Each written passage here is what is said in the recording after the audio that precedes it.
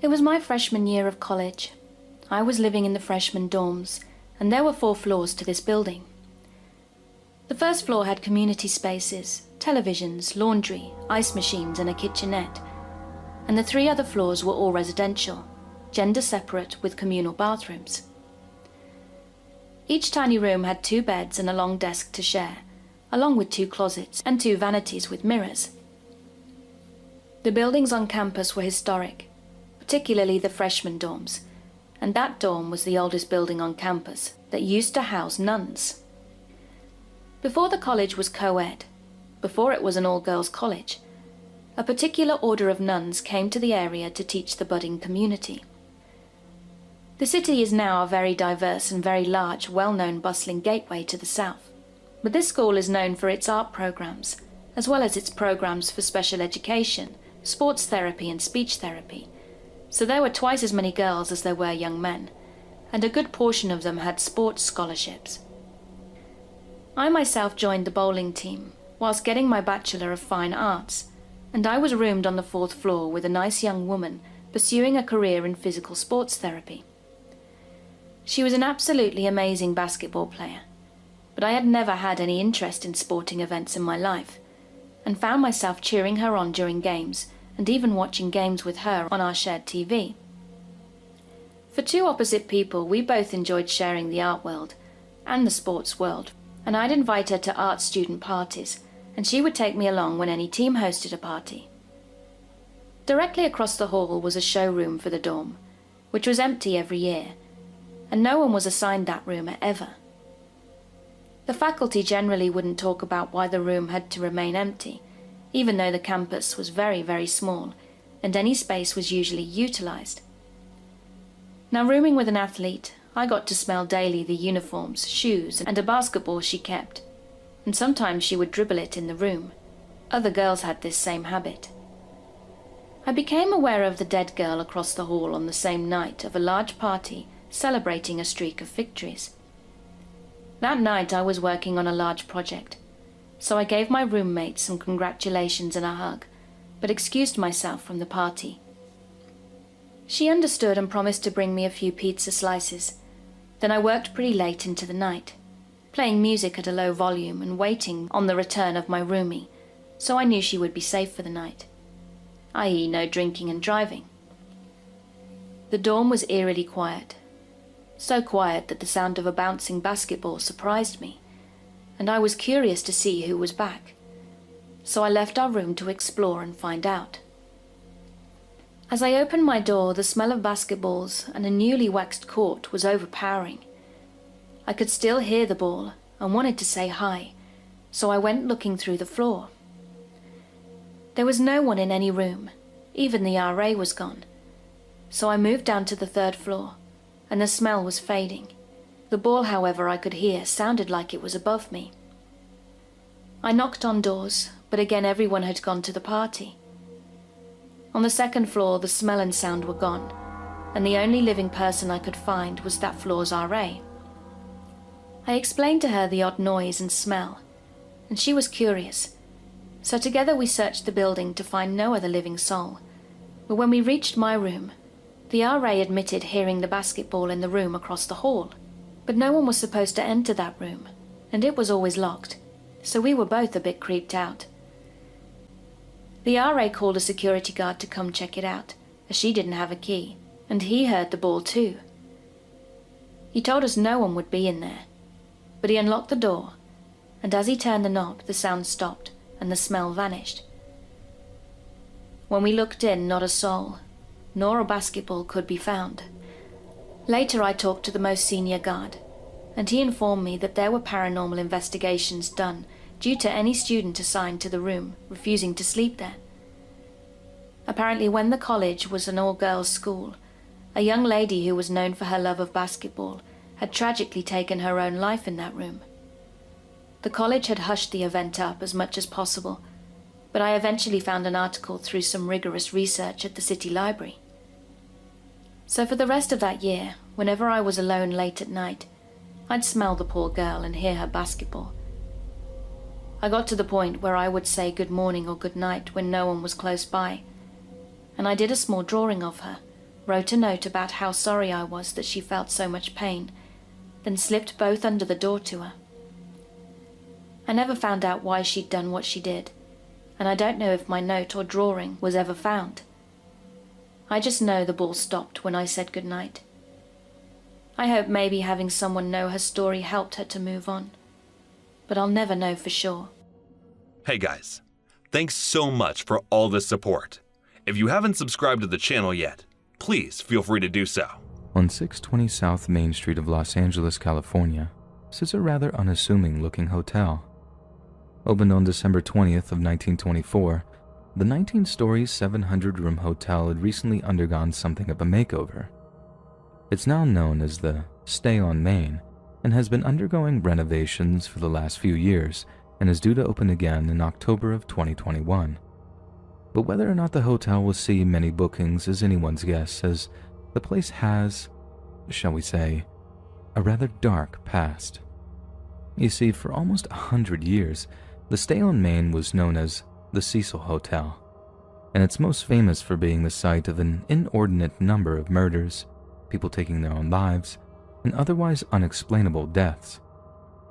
In the early 1920s, American hoteliers William Hanner, Charles Dix, and Robert Shops pulled together their capital and opened the Cecil as ideal accommodation for travelers and tourists alike.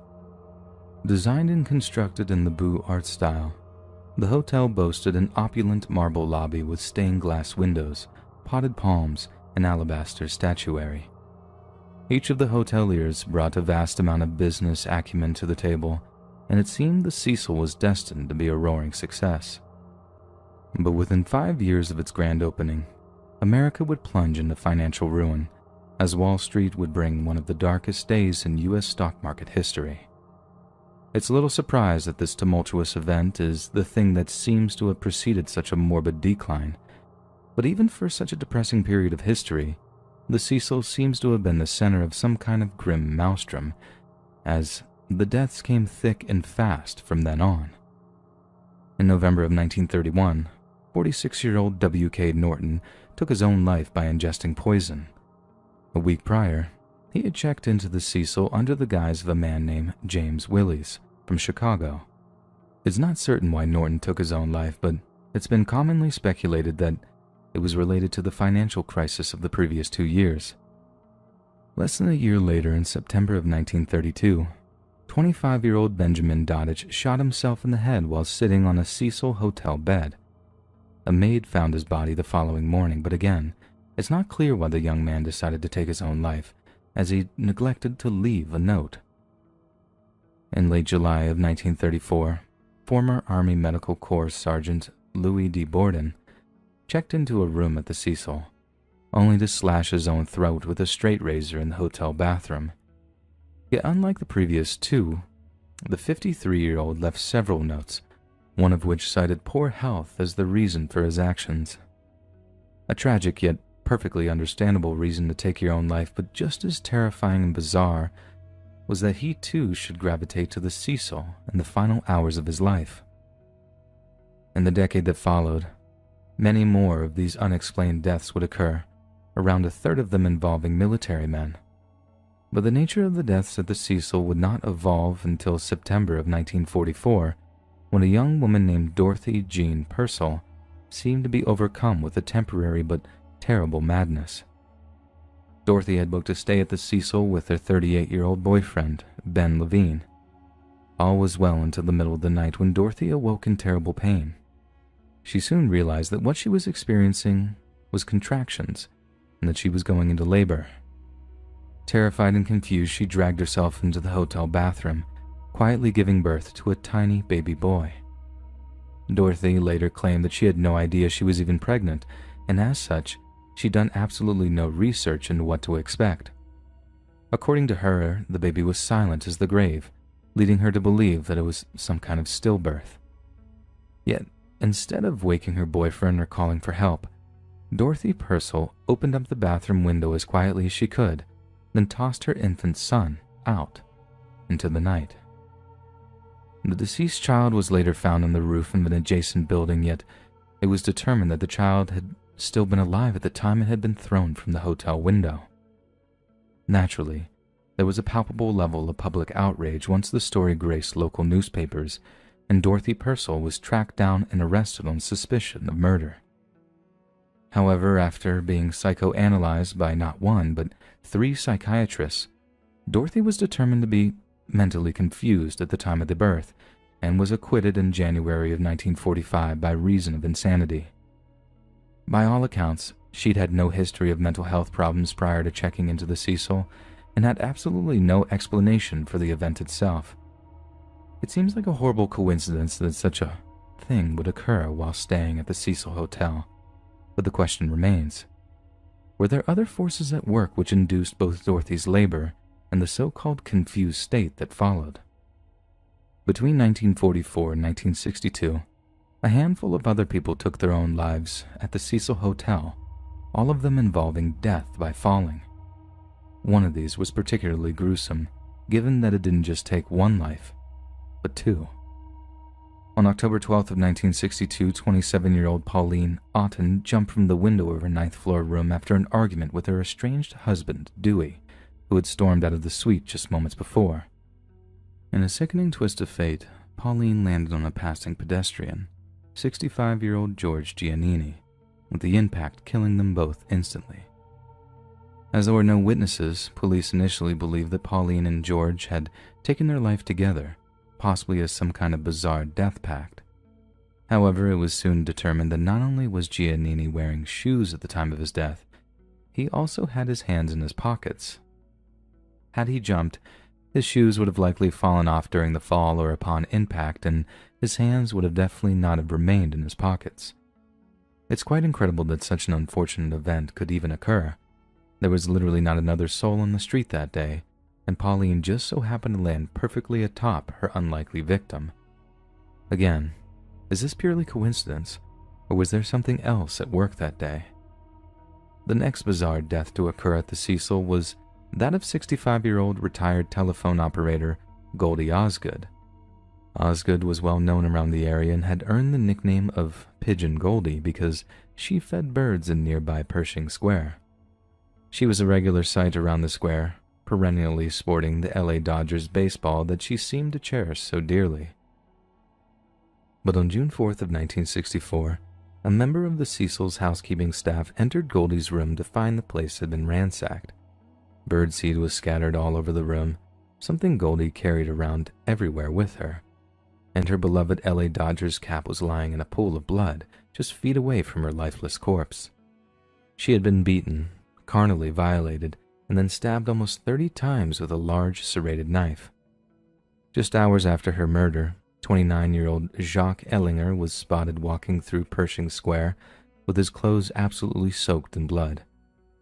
This is at a time when DNA analysis hadn't been invented yet, but since there was a literal trail of blood from Goldie's hotel room to Pershing Square, it was pretty easy to deduce that Jacques had been Goldie's killer.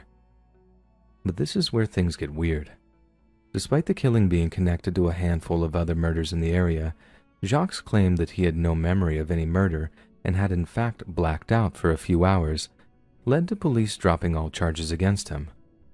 What should have been an open and shut case was muddied and crippled by some mysterious internal or external influence, and once again, the Cecil Hotel was inextricably involved somehow.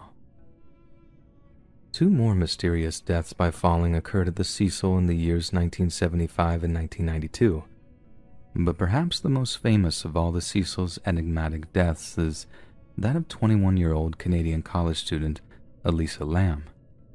Enrolled at the University of British Columbia, Elisa decided to do a post-Christmas trip down to California in early 2013. She traveled solo via Amtrak and inner-city buses, taking time out to visit the San Diego Zoo and eventually arriving safely in LA on January 26th. 2 days later, she checked into the Cecil Hotel, opting for one of the hotel's cheaper shared rooms on its 5th floor. However, just a day or two into her stay, her impromptu roommates began to complain that Elisa was exhibiting some rather off behavior. As a result, hotel staff decided to move Elisa into her own private room at no extra cost. It's worth noting at this stage that Elisa had been previously diagnosed with both depression and bipolar disorder and was taking 4 separate medications to combat the symptoms. However, not a single member of her family said that she had any history whatsoever of any thoughts of taking her own life. According to them, Elisa had her own struggles, but she determined to conquer adversity and lead a happy, productive life. Yet they did admit to one incident in which Elisa had gone missing for a brief period of time. Naturally, her parents were mildly concerned about her well-being during a solo trip down to Cali and asked Elisa to check in with them every day she was there. Elisa was only too happy to comply and called daily to share travel stories and swap I love yous. However, on February 1st of 2013, the very same day she was due to check out of the Cecil, her daily phone call didn't come. Elisa's parents grew increasingly worried until eventually they contacted the LAPD to report Elisa missing. Police jumped into action, driving down to the Cecil to question hotel staff. A number of the housekeeping team had seen Elisa on the day she disappeared, reporting that she was alone and that nothing seemed out of the ordinary. Police also spoke to the manager of a nearby bookstore that Elisa frequented during her stay, who told them Elisa was outgoing, lively, and very friendly, talking about what books she was getting and whether or not what she was getting would be too heavy for her to carry around as she traveled. In short, it's clear that Elisa was suffering from poor mental health, at least during the morning anyway.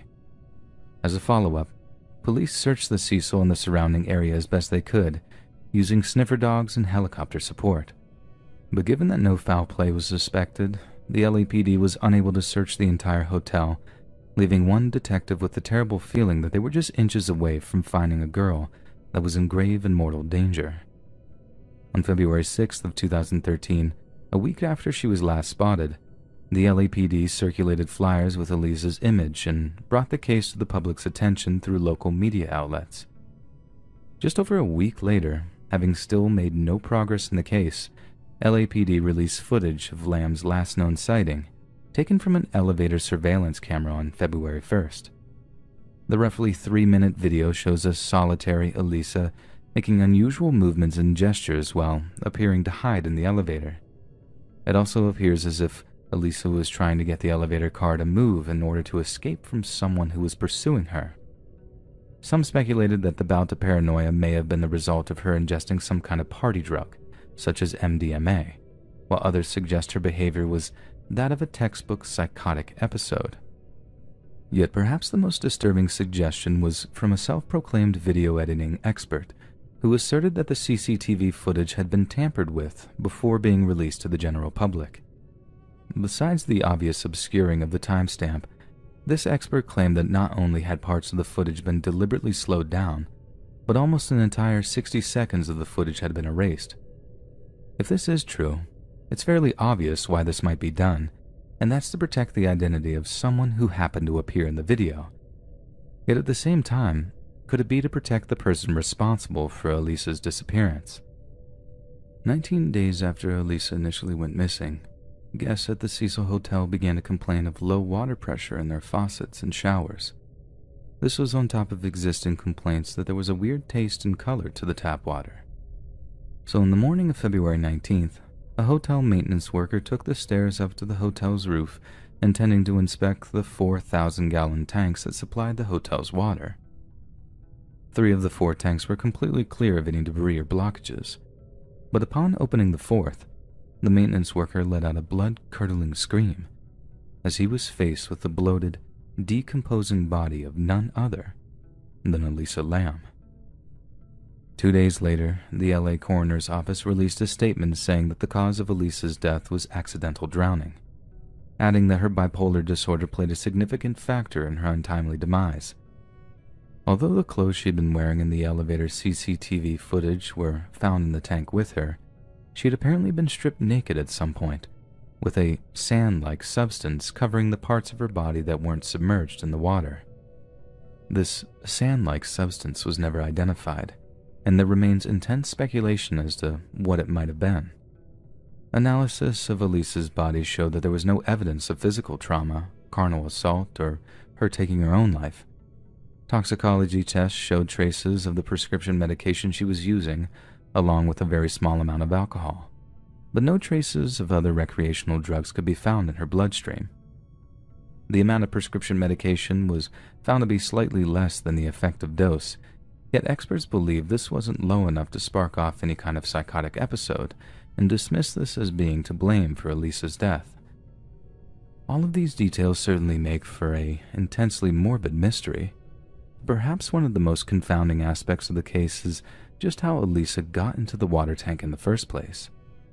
You see, most of the doors and staircases that led to the hotel's roof were supposedly locked at the time the young Canadian disappeared, and only members of staff have the passcodes and keys to these passages. Any attempt to force them would have triggered an alarm at the hotel front desk, maybe even a hotel-wide fire alarm if any of the entrances were fire doors. Surely it's entirely possible that the hotel's fire escape would allow her to reach the roof unimpeded, but sniffer dogs only followed her scent about halfway up the staircase, then indicated that she must have used an open window to scramble onto the roof instead of the door, which was just feet away. On top of that, all 4 tanks were 4-by-8-foot cylinders propped up on concrete blocks, meaning there was no fixed access to them and hotel workers had to use a ladder to get a look at the water. Each was protected by heavy steel lids that would be extremely difficult to properly replace from within. Essentially, all of this pointed to the idea that someone, or something, had somehow killed Elisa and disposed of her body in the water tank, all without being detected by any of the hotel's security cameras. Of all the mysterious deaths that occurred at the Cecil Hotel, Elisa's gives us the most detailed and intimate look into what kind of fate might have befallen them.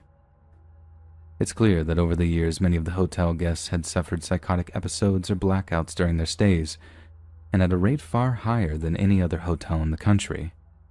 And in spite of the fact that these deaths have been occurring for almost 100 years, we're still no closer to offering up concrete explanations for their untimely demises. Perhaps all of the murders, people taking their own life, and enigmatic deaths have perfectly reasonable and logical explanations to them. Explanations that modern science would quite easily have explained.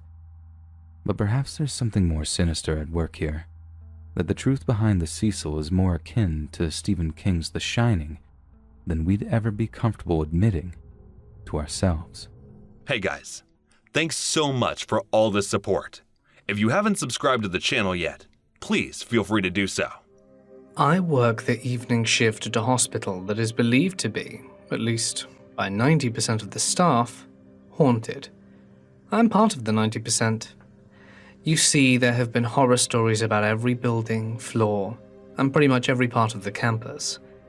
I mostly wander around alone as a housekeeper, and that makes it much worse. At least when my mind is on it. Usually I try not to think about it. My personal experience was back in the ultrasound wing of the radiology clinic. By the time I get around to that area, the lights automatically dim, and there isn't anything I can do about it. It's always spooky back there at night, so I usually just get done with what I need to do and move on. The place is kind of shaped like a J, like a long hallway that curves around. On the inner side of the curve, there's a dressing room that opens up to a mammography suite, and then opens again at the top of the J. If you're standing at the bottom of the J, you can see through the doors of both rooms to the top of the J. I was standing back there, trying to bag on my cart, when something moved in the corner of my eye. I looked up, and through the dressing and mamma rooms, to the other doorway opposite me. I vividly remember it like it was yesterday. A male figure walks past the door right before my eyes. I literally watched it amble slowly across my field of vision. There are no male ultrasound techs here, and it was not my boss. It looked like it was wearing dark clothing, had long hair, but was definitely male. I snapped out of it and ran over to see if some freak had wandered in, but there wasn't anyone. I grabbed my stuff and ran out without finishing all the work, 'cause screw that. Another story, which isn't my personal experience, comes from the second floor of the hospital. The second floor has nothing but offices and computer labs, all adjacent to one corridor that spans the entire length of the building. On one end is a set of elevators, and on the other, a pair of double doors that opens into a computer lab. This floor is infamous for being the domain of something the workers affectionately call Matilda. The first story I heard about her was from a co-worker who knew someone who worked on that floor. He came in for whatever reason doing office stuff and was going home late one night. He walks out of the office and starts towards the elevators when something catches his eye, so he turns towards the computer lab. At the end of the hallway, there was what looked like a patient peeking into the lab. He walks towards her and asks her who she is and what floor she came from. She turns around, and she has no face. The office guy is frozen in place, scared out of his mind. He wants to run away, but he doesn't want to turn his attention away from whoever or whatever is staring him down at the other end of the hall. What does he do instead? He closes his eyes as tight as he can, and after several seconds or minutes or however long it was, he opens them, and she's gone. He says he's never ran as fast in his life as he did that night, straight outside without ever looking back. Another Matilda happening was when one of the managers left a tape recorder going in his office, also on the second floor, because he wanted to see if he could catch any weird noises or voices. The next day I'm walking by his office with a co-worker, and he calls us in there and plays the recording to see if we hear it. After forever with nothing, a faint voice comes in and says, "Turn it off." That was spooky as hell. I've got another story. I'm in the MRI suite right now where my friend, Sandra, told me she had a scary experience. Like the ultrasound area, MRI can sometimes give off a creepy vibe. I've never seen anything back here personally, but Sandra has. She told me about a time where she had come in late one night to prep the MRI. The suite is shaped like a W, with the middle wedge representing the computer workstation and the outer ones being the MRI rooms themselves. On opposite sides of the workstation, there are windows looking into the rooms, and you can see the reflection of the window behind you in the one in front of you. She was back here alone that night, prepping the machine and half asleep. It began to dawn on her that something felt wrong, and she began to experience a feeling of dread. Whatever it was made her feel so uncomfortable and restless that she snapped out of it and woke up. She looks up into the window, into the suite, and sees a silhouette of a figure standing in the corner. She doesn't know what the hell it is. Thinking, she sees things, but remembers how I said you can see the reflection of one window in that other? She realizes that the figure isn't standing in the corner of that room, but is rather standing in front of the other window behind her, just staring at her.